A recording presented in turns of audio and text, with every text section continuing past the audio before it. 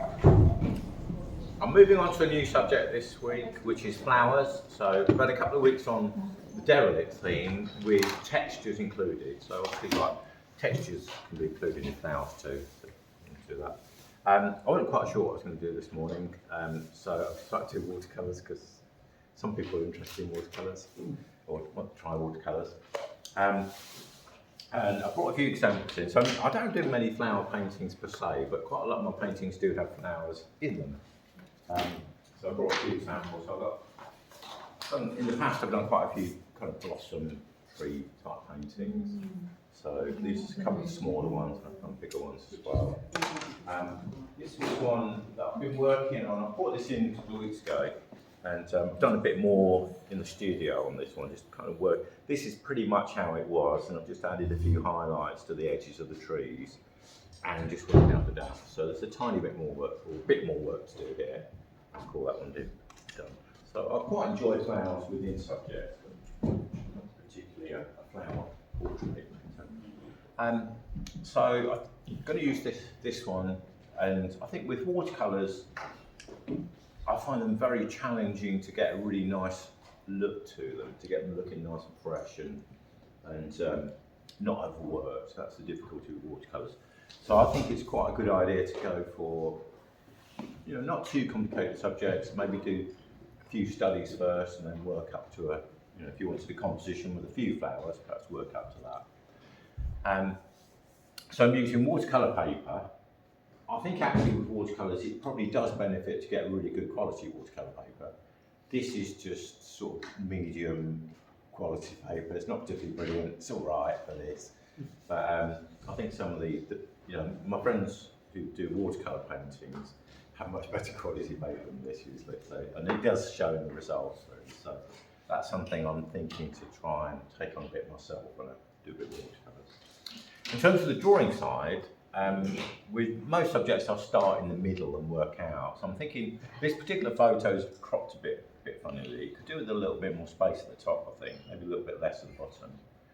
And this is the sort of thing that you could probably include in maybe a composition with a few other flowers eventually. So I'll start in the middle, so that's going to be there. Sometimes just sketching very lightly and loosely to start with is a good idea, just to try and visualise where you want your image to be, or your subject to be. So I'm thinking that would be the overall shape of everything. And then once I've got that, I'm not sure, I would go into a bit more definition. So I'll try and do this fairly quickly, but I would suggest just really taking your time. So the middle of this particular poppy has got this bit. I don't know what you call that. That sort of shape. So that's coming round to there. And then a lot of these little bits we can probably tackle with the paint itself. The actual petals, so I'll perhaps start here. These out of the way. These are sort of previous demos from the other. Go with that. Just really kind of following around these edges really. So it's just taking the time. That petal kind of comes up here and it dips in a bit around to there, and then sort of crinkles a little bit a few times. And it's really just taking your time and just trying to work out what's going on really. I'm not sure quite where that joins up, to be honest. Maybe there's a petal within a petal there, or does that carry on to there? It's really difficult to tell from that photograph. So it's only when you start to analyse it and look at it you run into the challenges.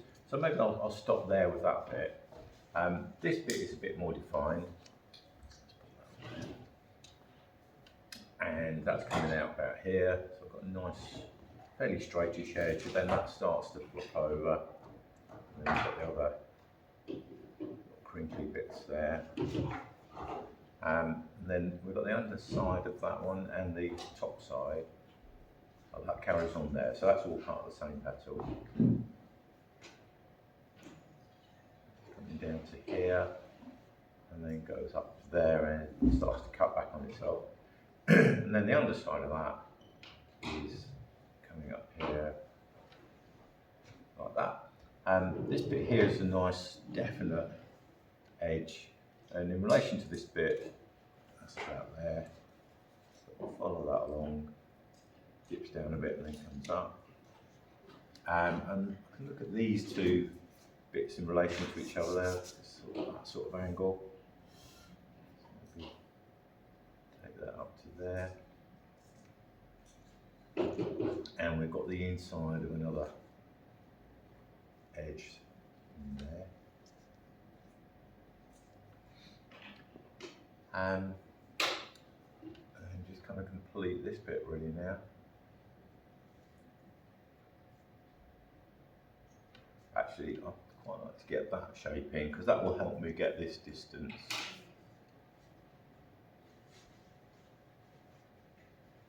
That can be there. I think up to, yeah, probably about there. Can't quite see the very top edge, but I'm going to just invent that.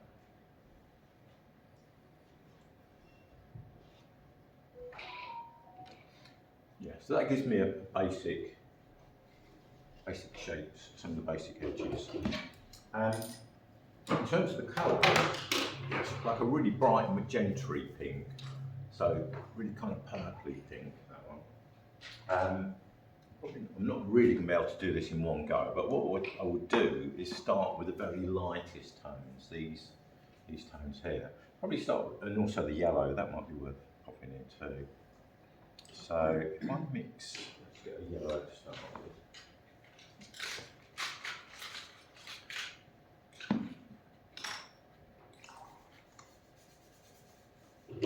Just get a bit of clean yellow.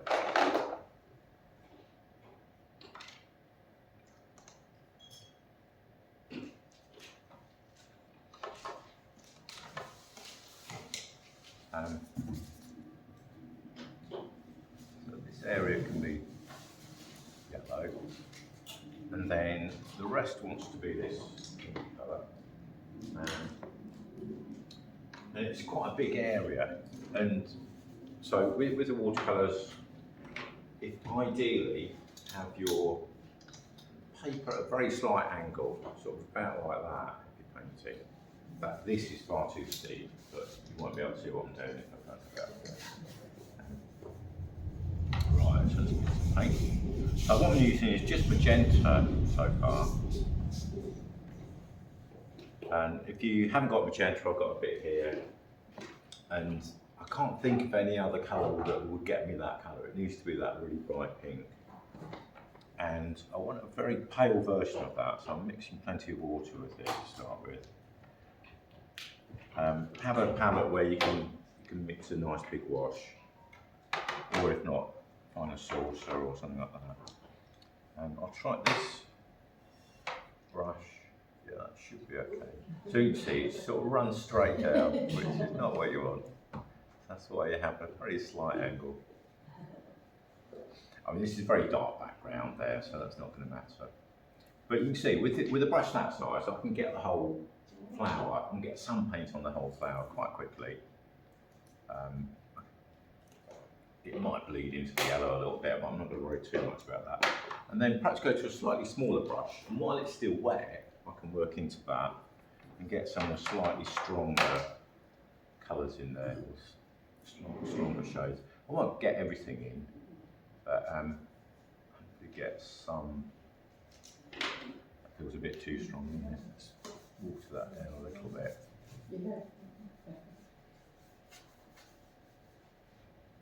So it's like in getting the first wash, or first couple of washes, first wash on. This bit I want to keep quite light.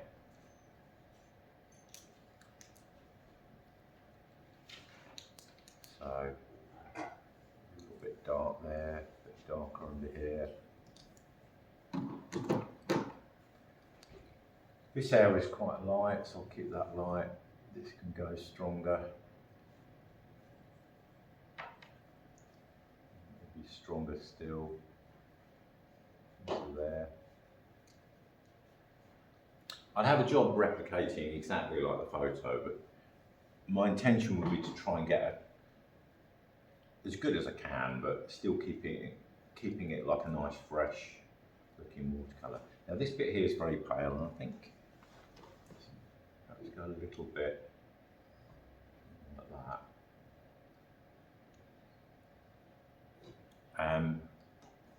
I think that would be enough for the first wash.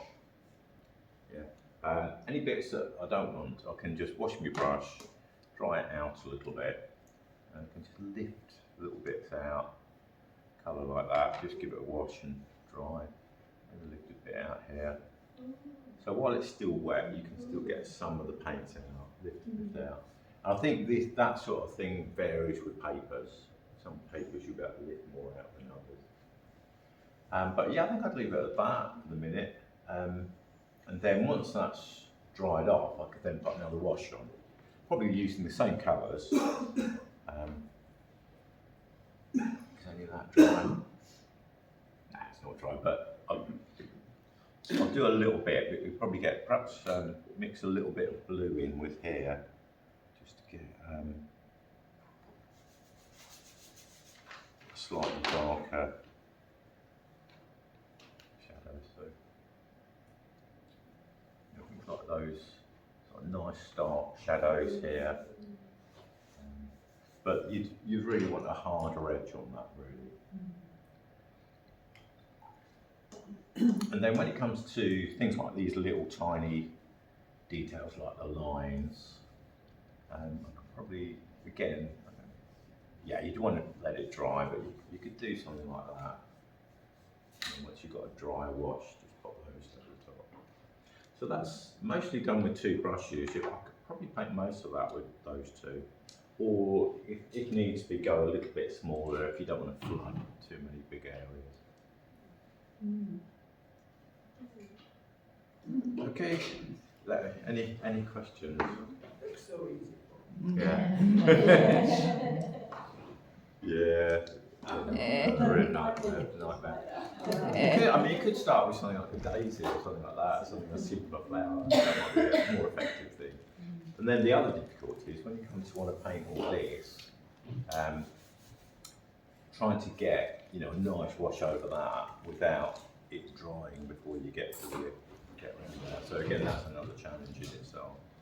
I think with watercolours, it can look a lovely medium, but you really do need to build your experience. Lots of very simple exercises. Just build up your basic control level washes. How long does one wash take to dry then with watercolour? I suppose it depends how warm it is and things like But that. only a few minutes. Yeah, it won't be long. Yeah, and we've got a hairdryer there if you wanted to dry it. So you could That do is up nearly, quite quickly. yeah, that's nearly dry. The danger of what you don't want to do is go in while it's damp, because you'll just lift off the paint that's there. Yeah. That might be nearly dry enough to put a little bit more go. Oh, it's only a demo, so I'm not really worried. Yeah, I can go over that. Yeah, that bit there. And sometimes it's quite nice to just work in while it's not completely dry. But if it's not sopping wet, but it's not completely dry, you just get very slightly softened edges rather than very sharp edges, which is what's happening there. But as I say, you just got to be careful you don't take the paint off that's on there. But yeah, that's dry enough to be able to put on. That's why it's sort of nice to just experiment with little studies and that sort of thing. What would you recommend as a good watercolour paper? I don't know. Bocking? No, Yeah, you can do. There's some called Saunders that are supposed to be nice.